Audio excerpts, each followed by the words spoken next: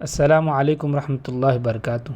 بندہ محمد سہیل شبہات کا ازالے سے اپنے شرعی بھائیوں کو اس بات کی طرف متوجہ کرنا چاہتا ہوں کہ وہ دارالعلوم دیوبند کے اس فتوے کو سن کر اس فتوے کے تحت ہمارے چیلنج کا جواب دے۔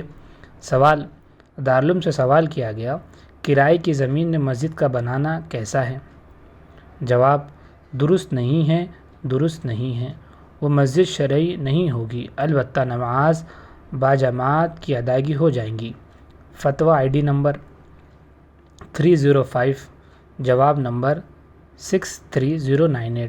اور جماعت کے ساتھ نماز تو ریلوے اسٹیشن اور بس اسٹینڈ پر بھی ادا ہو جاتی ہے، تو کیا اس کو بھی مسجد کہیں گے؟ اب میں اپنے ان شرعی بھائیوں کو جو اس بات کی کوشش میں لگے ہیں کہ اس حادثے کو مسجد کی طرف منسوب کر کے مسجد ثابت کر رہے ہیں، میں ان تمام بھائیوں کو اس بات کا چیلنج کرتا ہوں کہ جس تاریخ کو وہ گھر منہدم کیا گیا، اس تاریخ کا یا اس سے پہلے کا کسی بھی تاریخ کا کوئی ایسا ثبوت یا گورنمنٹ کا لیٹر لکھت میں دے جس سے اس زمین کے مالک کی طرف سے مسجد کے لیے وقف ہونا ثابت ہو سکے۔ اور اگر کرایہ دار اسے وقف کرتا ہے تو کرائے کے گھر کو وقف دارالعلوم کے اس فتوے کے تحت مسجد کہنا جائز اور درست نہیں۔ اب میں سامعین کی خدمت میں انہی دو شرعی بھائیوں کی آواز کو پیش کرتا ہوں جو اس کو مسجد ثابت کرنے میں جٹے ہیں، حالانکہ خود انہی کی زبانی اس کا کرائے کی زمین ہونا ثابت ہے۔ اب آپ آواز سماعت فرمائیں۔ چونکہ متولی کی بات ذرا تلگو زبان تھی، وہ میرے سمجھ میں نہیں آئی، لیکن عالم صاحب اردو بول رہے تھے، ان کی سمجھ میں آئی۔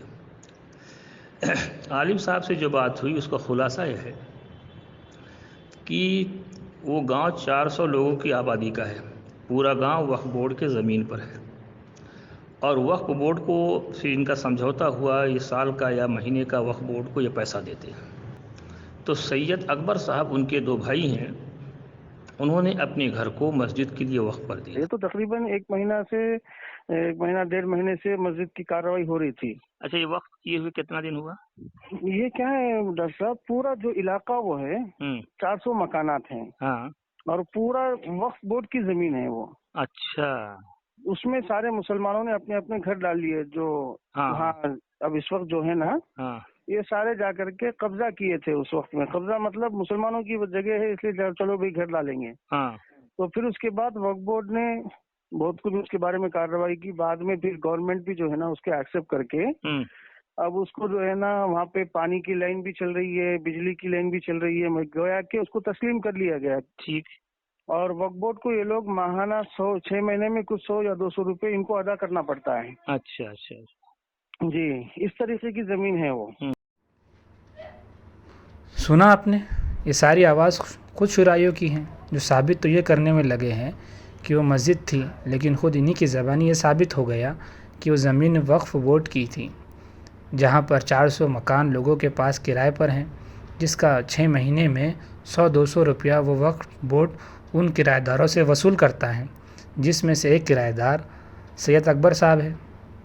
اس کرائے کے گھر کو مسجد کے نام پر وقف کر دیا۔ تو مسلک اہل سنت والجماعت میں تو کرایہ دار کے وقف کرنے سے وقف نہیں ہوتا، تو کیا شورا والے کا کوئی الگ مسلک ہے؟ اور دارالعلوم کے اس فتوے کے تحت اس کرائے کی زمین کو مسجد کہنا تو ناجائز ہے، کیا شورا والے دارالعلوم کے اس فتوے کو نہیں مانیں گے؟ دوسری بات یہ ہے کہ جو ویڈیو گھر کے گرانے کی جاری کی جا رہی ہے، اس میں کہیں بھی مسجد کی چٹائیاں، مصلی، قرآن، دینی کتابیں، مکاتب کے بچے، کچھ بھی تو نظر نہیں آ رہا ہے، جبکہ یہ سب چیزیں مسجد ہونے کی دلیل نہیں ہیں۔ پھر بھی اگر واقعی وہاں مسجد قائم ہوتی تو ایسا کچھ تو نظر آتا۔ اور کسی کا یہ کہنا کہ وقف بورڈ نے ان کو دے دی تھی تو یہ صرف زبانی جھوٹ ہے۔ اس جھوٹ کو سچ ثابت کرنے کے لیے حکومت کا کوئی بھی لیٹر ثابت کرنا ہوگا اور جھوٹی ریکارڈنگ چلانے سے احتراز کرنا ہوگا، ورنہ جھوٹ کا پردہ ہمیشہ فاش ہو جاتا ہے۔